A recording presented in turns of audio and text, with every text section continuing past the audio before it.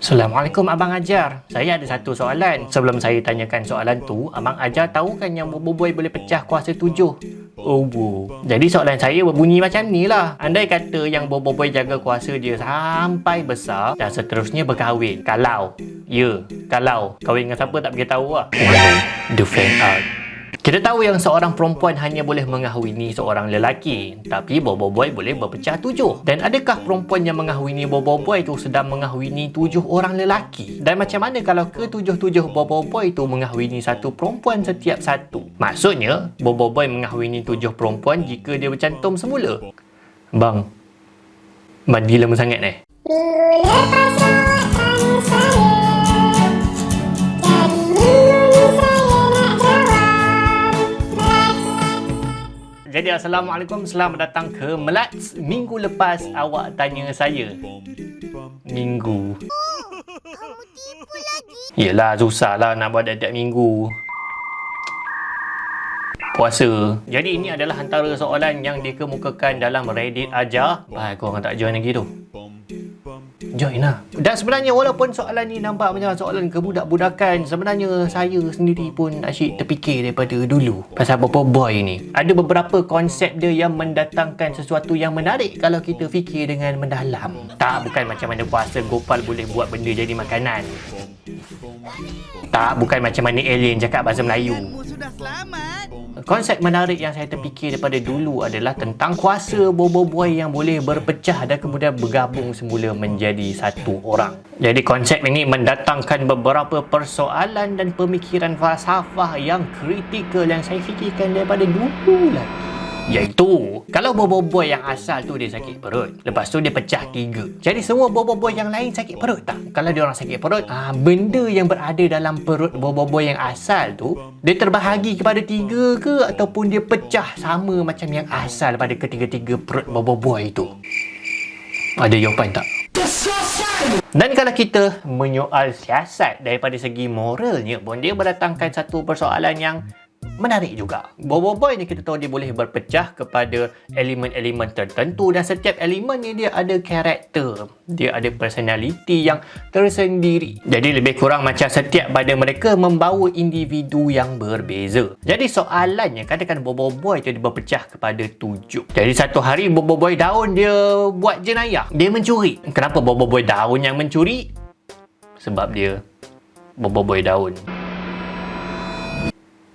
Jadi adakah yang akan ditangkap dan dipenjarakan adalah Boboiboy daun seorang? Yalah, sebab dialah yang buat. Jadi sistem keadilan kena adil, kena memberi hukuman kepada pelaku jenayah, bukan orang lain. Tapi masalahnya adalah semua tu adalah Boboiboy. Jadi apa yang sepatutnya dibuat oleh seorang Boboiboy adalah merangkumi ataupun merepresentasi kepada semua Boboiboy yang lain.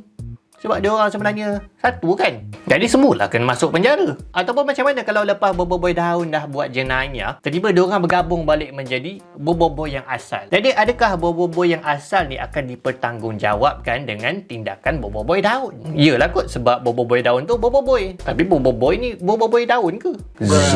Jadi persoalan ni adalah antara yang dikemukakan dalam masalah falsafah cloning ataupun pengklonan. Jadi orang anggap bahawa pada masa depan kita ada teknologi klon dan kita boleh klonkan diri kita, maka kita boleh hidup selama-lamanya sebab kita dah diklonkan dan klon tu adalah diri kita. Tapi katakan kalau satu hari klon kita tu dia mencuri, jadi yang asal tu kena masuk penjara sekali dah. Sebab klon kita tu adalah kita dan kita adalah klon kita. Kalau macam tu kena masuk penjara lah. Tapi kita memang tak nak lah. Kita akan kata, tindakan klon aku tu, dialah yang kena jawab. Kenapa aku pula yang kena masuk penjara sebab tindakan klon aku? Maksudnya klon kita dengan kita adalah dua individu yang berbeza. Tapi kalau betul macam tu, kita dan klon kita adalah dua orang yang berbeza. Dia bukan kita, kita bukan dia. Dan tindakan dia tak sepatutnya dipertanggungjawabkan kepada Haziq yang original. Jadi buat apa kita nak klonkan diri kita? Memang taklah hidup selama-lamanya sebab kita dua orang yang berbeza. Dan kita boleh pergi mendalam lagi pasal bobo ini. Jadi konsepnya satu watak yang boleh berpecah kepada ramai orang. Dia boleh mendapat ilmu, dia boleh mendapat pengalaman secara bertambah-tambah berdasarkan setiap orang tu punya pengalaman. Jadi katakan bobo daun, api, tanah ni semua berlatih. Jadi bila diorang bergabung sekali, kesemua latihan tu akan bergabung, akan bertambah secara serentak. Dan konsep inilah yang diperkenalkan dalam Naruto dulu, bila dia berlatih, dan dia boleh berlatih secara berganda-ganda bila dia berpecah kepada ratus-ratus orang dan ratus-ratus orang tu berlatih. Jadi dia boleh dapatkan beribu-ribu latihan serentak dalam satu masa. Itu kalau ilmu ataupun pengalaman yang bertambah oleh setiap daripada ahli individu boboiboy tu. Tapi macam mana kalau berkurang? Katakan boboiboy daun satu hari kena langgar dengan lori dan dia hilang semua ingatan dia, semua memori dia hilang. Dia tak ingat pun siapa diri dia dan semua latar belakang memori dia tertolak. Jadi bila dia bergabung balik menjadi satu boboiboy yang asal, boboiboy asal tu dia hilang ingatan juga tak? Ke dia ada tolak sikit sebahagian daripada ingatan dia je? Jadi bahagian ingatan mana yang tertolak kalau macam tu? Ke tak ada efek, tak ada kesan? Kalau tak ada kesan, maksudnya tak konsisten lah. Memori boleh bertambah pada setiap anggota individu boboiboy tapi tak boleh berkurang. Macam mana tu? Dan antara paradoks yang buat kita lagi pening tentang boboiboy ni adalah macam mana dengan perbezaan masa. Jadi rasanya dalam cerita boboiboy belum lagi lah ada pengembaraan masa, kan? Tapi yang ada adalah pengembaraan angkasa.